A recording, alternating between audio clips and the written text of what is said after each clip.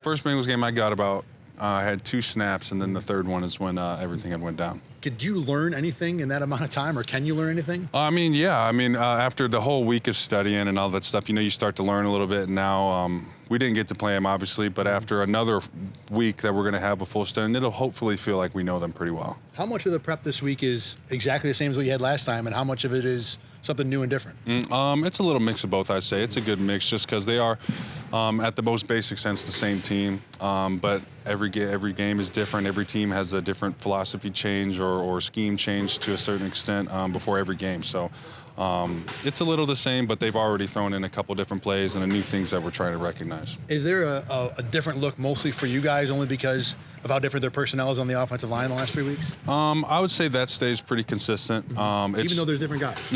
They're still them. They want to execute their plan and run their game, and we're just going to have to go out there and stop them. Yeah. From a mental side of things, does facing them again kind of bring all of that week back to the forefront at all?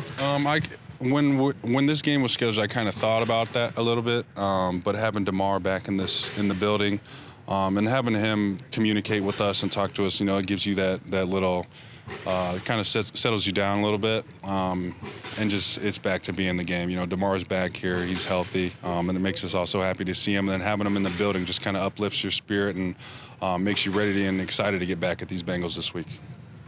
Is there, what I want to ask this, going back into this game again a second time with Tremaine behind you and the leadership he's shown this year, how much of a difference has he made in terms of being kind of a vocal leader this season?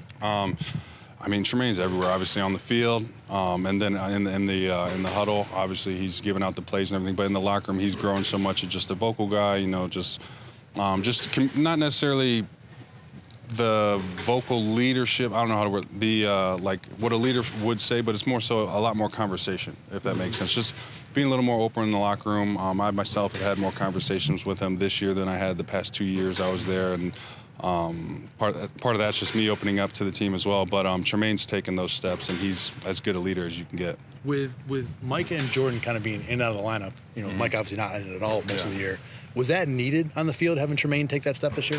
Yeah. We obviously were missing some key things earlier in this season, like you said, with Poe and Micah going out, our 2 vets. And guys, that's just how it is when people go down. Other people got to step up. Damar and Quan and Cam, all the other safeties that stepped up. And our linebackers, obviously, Tremaine and Matt Milano, as you all know, those guys have been killing it all year, stepping up, making plays, and making us real comfortable up front, know that we can trust the guys behind us.